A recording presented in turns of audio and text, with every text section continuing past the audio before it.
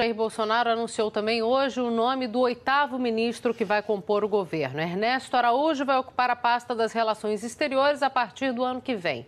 Ministério que, entre outras tarefas, vai ter que lidar justamente com essa questão aí dos mais médicos de Cuba. Assunto para Isabela Leite. Boa noite, Isa, para você. Bolsonaro já tinha dito que ia escolher alguém aí de carreira do Itamaraty e foi justamente o que ele fez.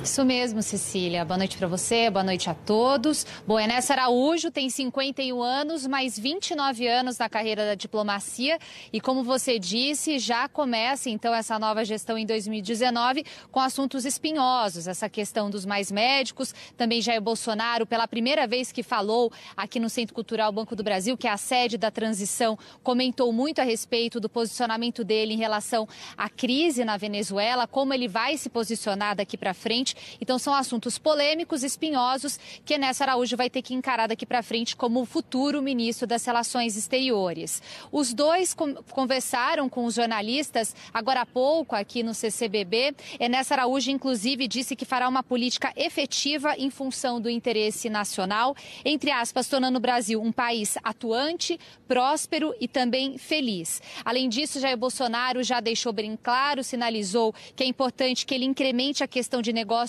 no mundo sem um viés ideológico. Como a Cecília também bem disse, esse é o 8º ministro que foi anunciado pelo presidente eleito Jair Bolsonaro, mas claro, ainda faltam diversas pastas importantes, como o Ministério da Saúde, Ministério da Educação, e uma outra informação também que foi confirmada por Onyx Lorenzoni, que é o ministro extraordinário, futuro ministro-chefe da Casa Civil, que comanda todo esse trabalho de transição aqui em Brasília, é que Jair Bolsonaro já bateu o martelo sobre a criação de um novo ministério, o Ministério da Cidadania.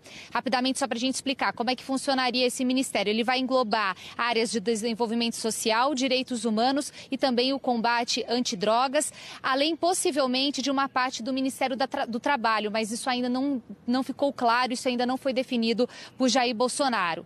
Claro que o Ministério do Trabalho foi alvo de polêmicas, justamente porque na semana passada Jair Bolsonaro disse que ele perderia o status ministerial, mas ontem o presidente eleito voltou atrás, disse que não, que ele vai ser mantido como ministério, mas que vai ser unido com outra pasta que também ainda não foi definida.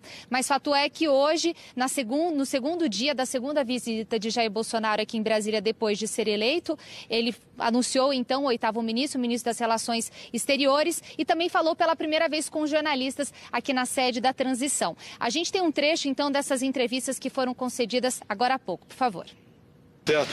Obviamente, motivar o MRE, incrementar a questão de negócios com o mundo todo, sem um viés ideológico, não interessa ter de um lado ou de outro, tá? Ter iniciativa e, com todo respeito, algumas instituições perderam o seu brilho ao longo dos últimos anos, né? Queremos o MR brilhar. Antes de tudo, garantir que esse momento extraordinário que o Brasil está vivendo, com a eleição do presidente Bolsonaro, se traduza dentro do Itamaraty em uma política efetiva, uma política em função do interesse nacional, uma política de um Brasil atuante, de um Brasil feliz, de um Brasil próspero. Cris Lobo, hoje eu não estou te dando sossego, nem por um instante. Vamos lá, tem muita notícia. Vamos que vamos.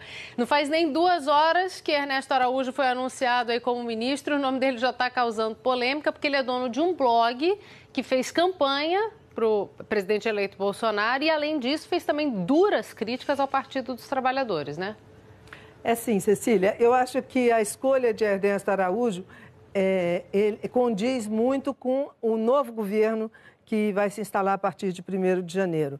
Ele, nesse blog que você se refere, Meta 17, já tem até o número do partido do Bolsonaro, ele é muito claro contra a política externa atual e contra a globalização. Então, a gente vai experimentar uma política externa completamente diferente e a própria postura do ministro que a gente acabou de ver e os textos que ele divulga nesse blog e nas suas redes sociais também, Twitter e tal, são bastante contundentes, muito diferente dos chamados punhos de renda que a gente acostumou a ouvir no Itamaraty. Então, provavelmente, ele sofrerá muita crítica dos mais antigos do Itamaraty. Ele é um jovem ministro, não é o mais novo da história, Graça Aranha foi mais novo que ele, Rezec, Mário Gibson Barbosa. Então, foram vários ministros, chanceleres com idade abaixo da que tem hoje Ernesto Araújo.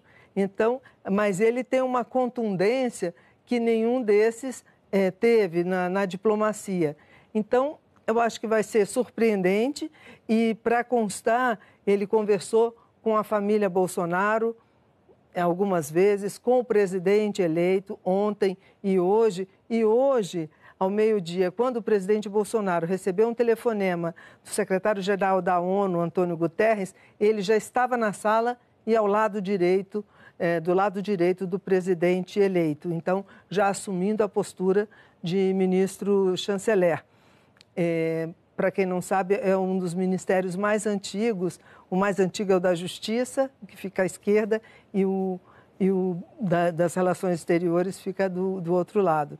Enfim, é uma postura afirmativa. Os textos dele são, como você disse, bastante críticos ao PT, à política externa do PT e à política em geral, e ele fala em um dos textos, ele fala que a política externa do Brasil não prega o amor à pátria, que é uma linguagem bem afinada com o que o Bolsonaro disse disse durante a campanha e tem dito agora como presidente eleito, mas se prendeu às normas internacionais, às regras da diplomacia internacional.